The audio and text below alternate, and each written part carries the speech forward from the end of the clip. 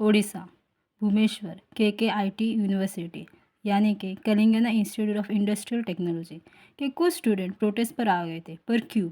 क्या होता उन स्टूडेंटों के साथ? कुछ दिनों की बात है। प्राकृति लामसाल नाम की एक लड़की जो नेपाल में रहने वाली थी, वो ओडिशा भुवनेश्वर KIIT में बीटेक की 3rd ईयर की स्टडी कर रही थी। आद्विक श्रीवास्तव नाम का एक लड़का जो वही KIIT में पढ़ रहा था।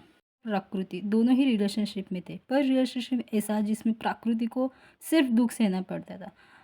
प्रकृति और आद्विक के रिलेशनशिप बहुत ज़्यादा टॉक्सिक था। पहले तो आद्विक ने उसके साथ फिजिकल रिलेशनशिप बनाया और उसके फ़ोटोज़ और वीडियोस लिए। जब आद्विक का मन भर जाता है तो वो प्रकृति को ब्लैकमेल करता है कि वो सारे फ़ोटोज़ एंड वीडियोस लीक कर देगा। वैसे ही आद्विक प्रकृति के साथ बहुत गंदे तरीके से बात करता है और उसको फिजिकली और मेंटली टॉर्चर करता है। सारा कुछ उल्टा सीधा कर दूंगा, पूरा दिन शांति से रात जब आती चली आती है। मेरी मेहनत से हटके माफी मांग प्रकृति, मेरे मुंह मत लगा यहाँ से। अजय कुछ माफ कर दो। आप लोगों ने सुना कि आद्विक कितने गंदी तरीके से उसके साथ बात करता है।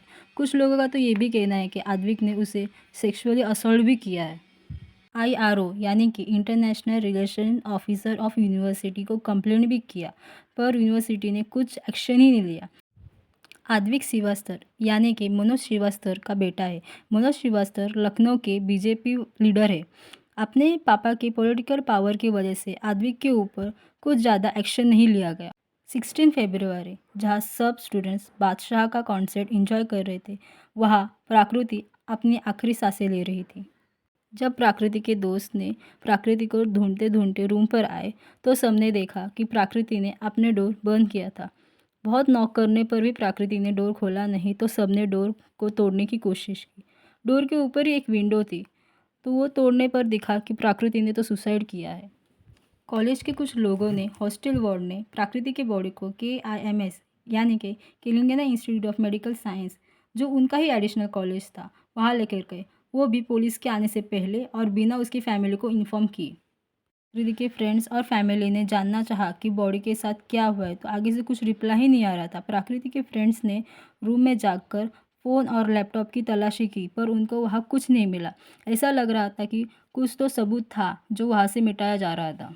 सभी बात इतनी ज़्यादा बढ़ गई थी कि सभी स्टूडेंट ने प्रोटेस्ट किया कि प्रकृति को इंसाफ मिलना चाहिए। पर जब ये सब चल रहा था तब कुछ लोगों ने नेपाली स्टूडेंट्स को बहुत मारा और उन्हें कहा कि तुम ये कॉलेज छोड़कर निकल जाओ। सब स्टूडेंट को ज़बरदस्ती कटप्पा रेलवे स्टेशन छोड़ दिया। रहे थे 9 बजे का टाइम था, 4-5 लेडी कांस्टेबल गए, वो लोग एकदम से दरवाजा पीट रहे हैं और बोल रहे हैं कि तुम लोग हॉस्टल खाली करो, 2 मिनट में कपड़ा पैक करके जितना है सब निकलो। हम लोग यहाँ सब किट के स्टूडेंट, रात को हम लोग को सुबह सबको निकाल दिया गया है। हॉस्टल में घुस के रूम में जाके अंधाधुंध सबको मारा गया है। कॉलेज वालों ने ये तक सोचा नहीं कि ये स्टूडेंट कैसे अपने घर जाएंगे, उनके पास पैसे होंगे या नहीं। उस सब के बीच अगर स्टूडेंट को कुछ हो गया तो ये रिस्पॉन्सिबिलिटी किसकी?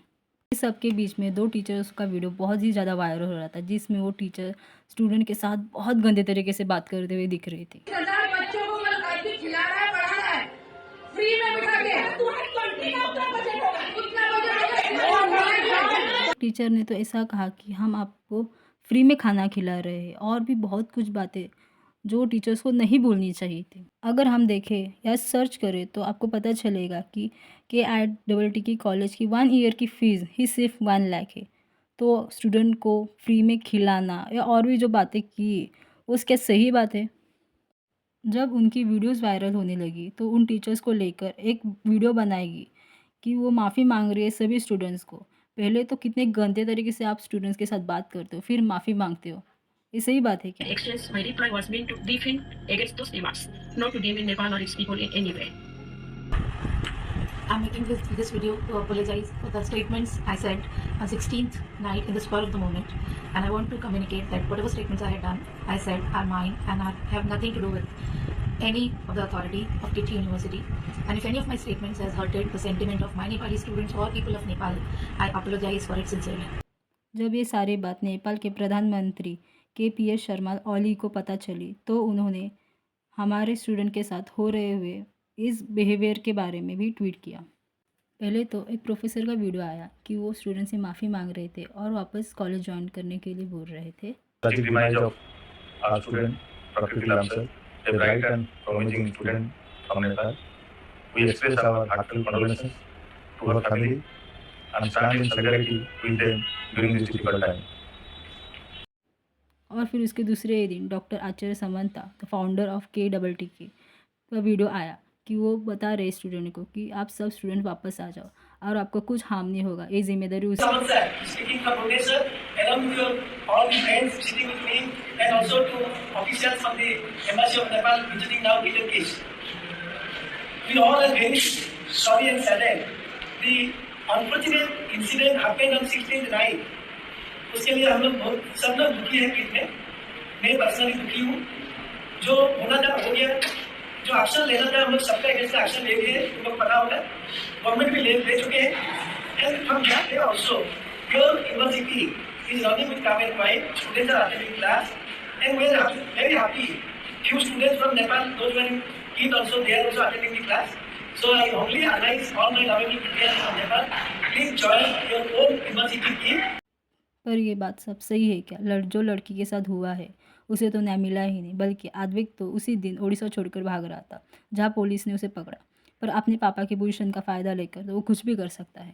वो सब नेपाली बच्चों को मारना, उनको ज़बरदस्ती जाने कहना, सोशल मीडिया में ये सब फैल गया, तभी आपने कुछ एक्शन लिया, उन्हें वापस आने के लिए कह रहे। तो ये सब सही बात है।